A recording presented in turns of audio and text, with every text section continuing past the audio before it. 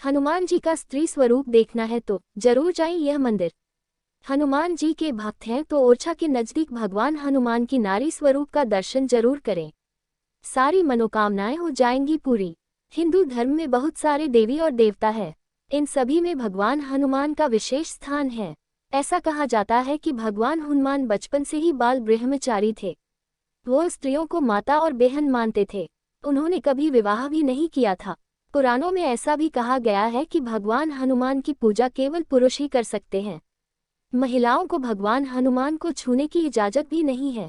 हालांकि महिलाएं भगवान हनुमान का व्रत या पूजा कर सकती हैं। भारत में भगवान हनुमान के कई मंदिर हैं। इनमें भगवान अपने अलग अलग स्वरूप में पूजे जाते हैं। मगर भारत में भगवान हनुमान का एक अनोखा मंदिर है। यहाँ भगवान हनुमान नारी रूप में पूजे जाते हैं। जी हाँ, आपने सही सुना, हनुमान जी नारी स्वरूप भी है। जी हाँ, यह मंदिर मध्य प्रदेश स्थित ओरछा के नजदीक रतनपुर गांव में है। यहाँ पर हनुमान जी का स्वरूप महिलाओं जैसा है। कहते हैं कि दुनिया भर में मौजूद हनुमान जी के मंदिरों में यह एक ही अनोखा मंदिर है जहाँ हनुमान जी ने नारी का स्वरूप धारण कर रखा है। ये के लोकलाइट्स का कहना है कि यह मंदिर 10,000 साल से भी ज्यादा पुराना है और यहाँ हमेशा से हनुमान जी की प्रतिमा को नारी रूप में ही देखा गया है। क्या है कहानी? वैसे तो कई धार्मिक किताबों में इस बात का जिक्र मिलता है कि भगवान हनुमान जी नारी स्वरूप में भी पूजे जाते हैं, मगर प्रमाण की बात की जाए तो यह अनोखा मंदिर इस बात को सच साबित करता है कि पुराणों में लिखी बात सत्य है। मगर इस मंदिर के पीछे एक कहानी है। दरअसल मंदिर का निर्माण 25 किलोमीटर दूर बिलासपुर के राजा पृथ्वी देवजू ने कराया था। राजा को कोढ़ की बीमारी थी।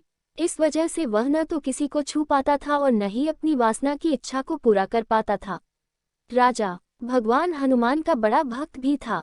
परेशान राजा हमेशा सुंदर महिलाओं के सपने देखता था, मगर असल जीवन में वह न तो शादी कर सकता था न किसी महिला को छू सकता था। एक दिन सपने में उसे एक ऐसी महिला दिखी जो दिखने में महिला जैसी तो थी, मगर उसका स्वरूप भगवान हनुमान से मिलता जुलता था। सपने में राजा ने देखा कि हनुमानी जी जैसी दिखने वाली महिला ने उससे अपना एक मंदिर बनवाने की बात कही है और मंदिर के पीछे एक तालाब का निर्माण करने को कहा है। साथ ही उसने ये भी कहा कि तालाब में नहाने से उसका रोग दूर हो जाएगा। दूसरे दिन उठकर राजा ने सपने में देखी मूर्त जैसी ही प्रतिमा बनवाने के आदेश दिए और एक मंदिर और तालाब का निर्माण भी करवाया और पूरे विधि विधान के साथ हनुमान जी की प्रतिमा को मंदिर में स्थापित करवाया। उस दिन के बाद से इस मंदिर में भगवान हनुमान के इसी स्वरूप की पूजा होती है।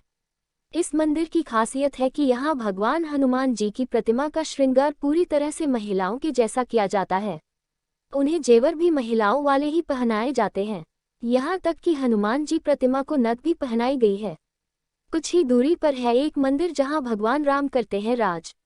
हनुमान जी के इस अनोखे मंदिर के पास ही एक और अनोखा मंदिर है। यह मंदिर उन्हीं के परम पूज्य भगवान राम का है। इस मंदिर की कई खासियतें हैं। सबसे बड़ी खासियत तो यही है कि इस मंदिर में भगवान राम को भगवान नहीं बल्कि राजा के तौर पर पूजा जाता है। यहाँ परंपरा है कि मंदिर के पट खुलते ही सेना के जवान उन्हें सलामी देते हैं। यह मंदिर एक समय में बुंदेलखंड की राजधानी कहे जाने वाले ओरछा में है। घने जंगलों और प्राकृतिक खूबसूरती से घिरा यह मंदिर बेतवा नदी के तट पर है। मंदिर से जुड़ी कहानी। कहते हैं कि ओरछा की रानी कुंवारी भगवान राम की बड़ी भक्त थी और राजा भगवान कृष्ण के भक्त थे। राजा रानी को हमेशा वृंदावन ले जाना चाहते थे, मगर वह हमेशा अयोध्या जाती थी। एक दिन मजाक में राजा ने रानी को बोला कि तुम इतनी बड़ी भक्त हो तो अपने भगवान राम को यहाँ ले आओ। रानी ने राजा के मजाका को गंभीरता से लिया और अयोध्या से भगवान राम को यहाँ लाने की ठान ली।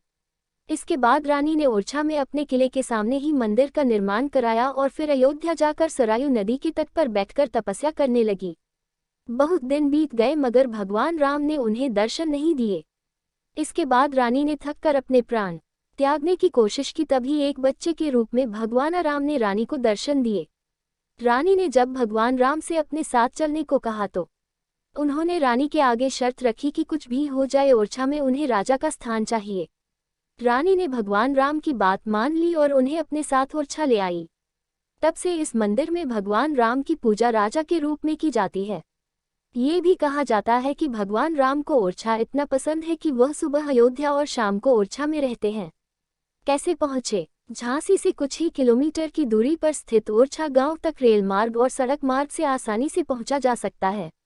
यहाँ पहुँचने के लिए पहले झांसी आना होगा, फिर यहाँ पर ओरछा जाने के लिए बहुत सारी बसें और जीप मिलती हैं जो घंटे भर में ओरछा पहुँचा देती हैं।